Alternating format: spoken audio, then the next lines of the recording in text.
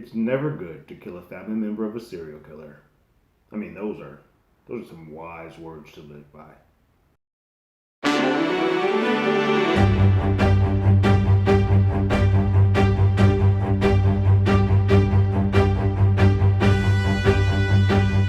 Hello, everyone. Terrence here with Hollywood Already Did It. If you haven't already, go ahead, like, share, subscribe to the channel, ring that bell below. Anytime we have something, you will be among the first to know. Yes, I know, way behind. I saw this actually on Saturday night, but life, people visiting, work. This has been insane, and a little bit of trying to stay off of YouTube and Twitter to avoid social media because of that Spidey movie coming out. So I'm here. I know it's only a few of you who are watching and listening, and I appreciate every single one of you. So thank you. But here we are. Dexter New Blood episodes titled Too Many Tuna Sandwiches. This one picks up where in the last episode, Kurt mentioned to Harrison, it's like, hey, to get on his good side, to get on your dad's good side, you maybe should do some of the chores without him asking. Do some things, do some helpful things to him. And so we wake up with him scraping ice off the thing, taking out the trash, doing the things that a teenage boy should be doing around the house. But Dexter's sort of pleased, and Deb sort of comes in the mind. It's like, yeah, this is what we used to do when we were young. Like we would do things when we were in big trouble or got an issue. We would do things to try to get on the good side. It does, but Dexter, still being Father of the Year, manages to look at the application that Kurt has given Harrison to apply to work at the diner and questions it. And it's sort of like, hey, why does Kurt want to have anything to do with my son? And he refuses to sign off on it, and they get into a tiff again, and Harrison storms off and saying he listens to me more than you ever have. He didn't go to the therapist, he just talked to Kurt, which is part of the issue, which is why I think this is really fascinating, is that you have two, we know as an audience, Dexter's going to find out in this episode, but you have two serial killers, one who cannot emote or talk to anybody, and one who over emotes and is listening and trying to just soak in. It's like, so the person that your son, he needs you to listen to. He's having this dark passenger. He's having these thoughts. This would be the perfect time for you to be a one-on-one having a conversation with him. That's all he wants from you. But this guy over here is the one who's listening. And so this is going to come down to Dexter probably attempting to take out Kurt via Harrison, but Harrison being pissed and trying to get at Dexter. It's going to be, I feel like that's how this is going to play out. But I'm getting ahead of myself. So we get a shot of Dex driving again, feeling all happy. He thinks he's got everything kind of figured out. And we get a sort of a recreation of the scene that happened in the very first episode where Angela in her cop car comes and pulls Dex over. And Dex is like, yeah, who about to do that freaky deaky stuff again? Doesn't work out that way because she just lays out on there, yeah, who the hell is this? And she shows him that obituary with Dexter Morgan. And the palest that you could possibly think Dex ever comes shows up in there, and he is just like crap. She says, "Follow me to the station. We need to talk." And it's one of those ones where she's not told anybody else. She just wants to have a one-on-one with him, with the person who she has given her heart and her body to for the last 2 years has been a complete lie. So comes to the station, and then Dexter, after about a 30-second beat, comes in afterwards. And they all know that Dex is that Jim, not Dex, Jim is in trouble. Closes the door and they have a conversation. Let me just say this. That boy Dexter is good. Like, he is good. I don't know if it was the drive over that guy gave him time to sort of formulate his thoughts, but boy, that man's a talker. He is a damn master at lying, and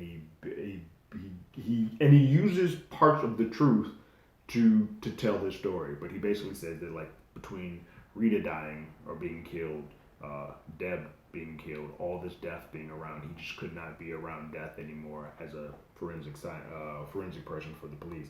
He just needed to get away, so he attempted to kill himself and kind of go off into the sunset.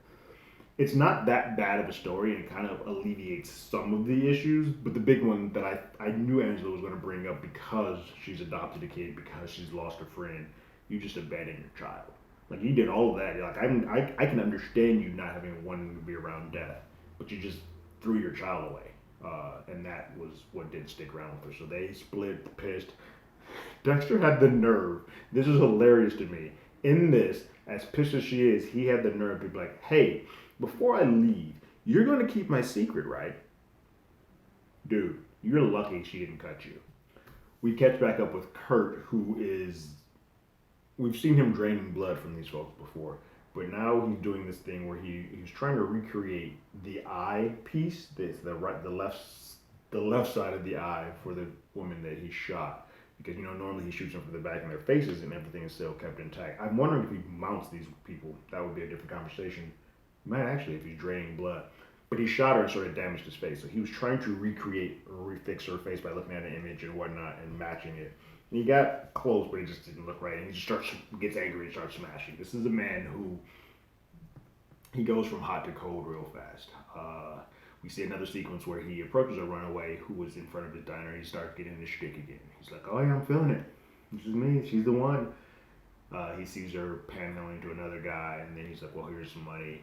You want to come in?" and all of this. And she's like, "Oh my God, thank you so much." She hugs him, but he can't get his full hooks into her because she does have a boyfriend who just found a ride, and they're going to take off together. So he just lost that money, and kind of just like, God damn it. You can see the veil of, I'm back in my game again. I found my mark.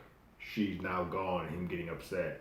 And then Harrison comes in. For a brief moment, Harrison gets a little bit of the attitude kickoff that he had off from I believe Winnie was her name. So it's still, while it does not seem like he gets any sexual proclivity off of these attempts, it does seem like he prefers women because now that he's already sort of had his hooks in Harrison, he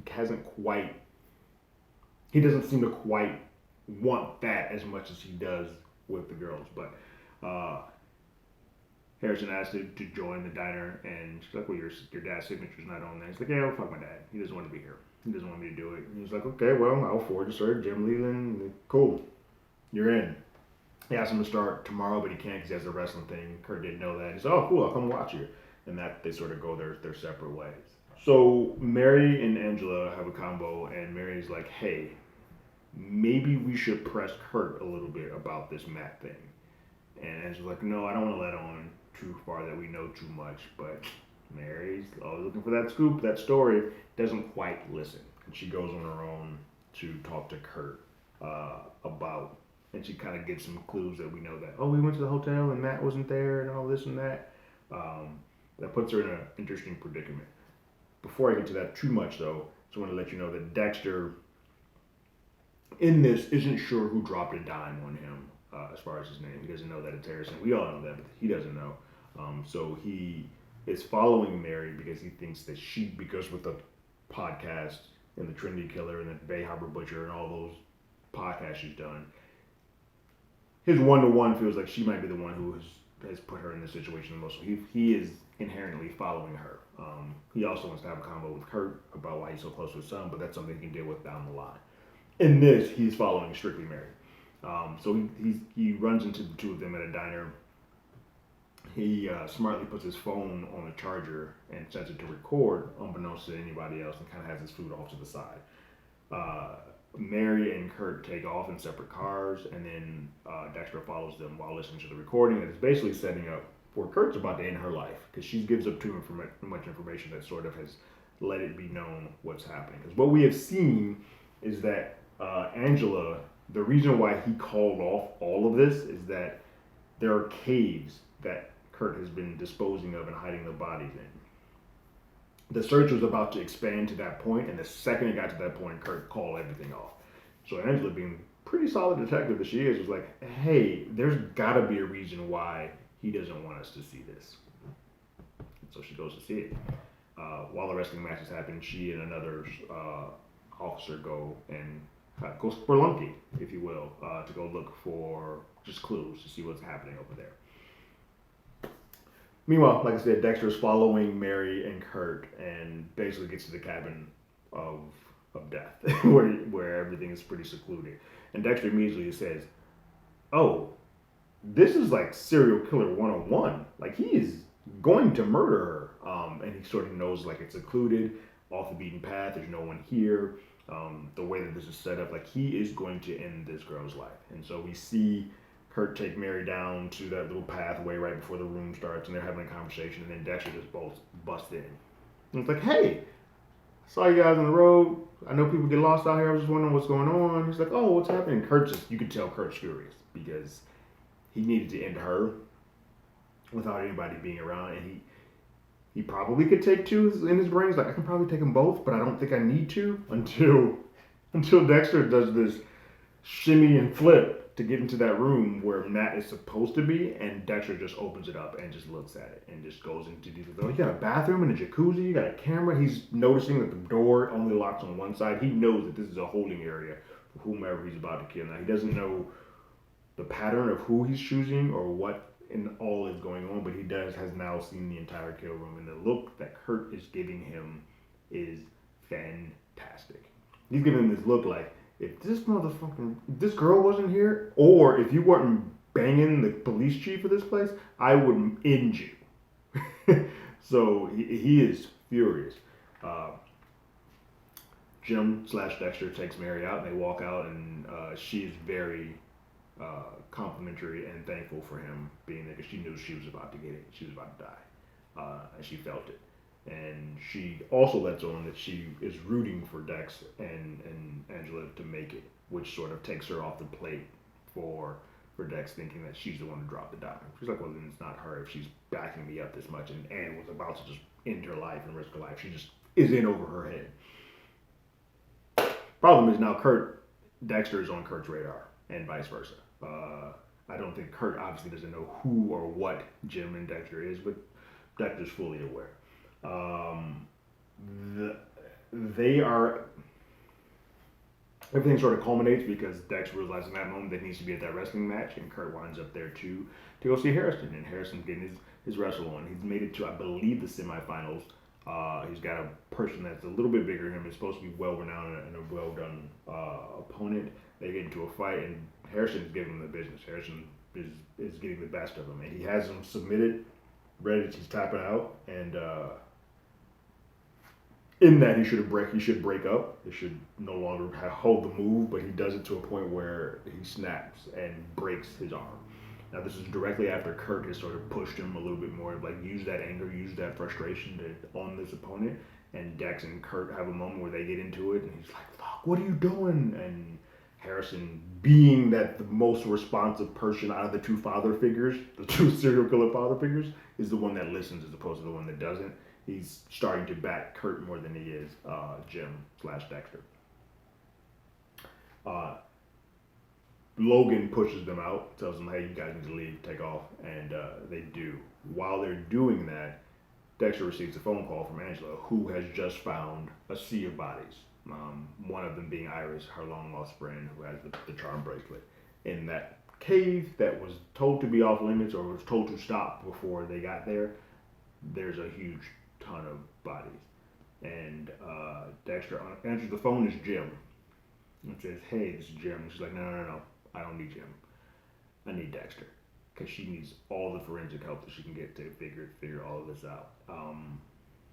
It's a fun little web of weaves and how everything sort of ties together. What's going to be interesting, and this is something that Dexter always used to do now that when he was with the police force, he used to give them just enough, but to throw them off the trail so that he could take care of the killer himself.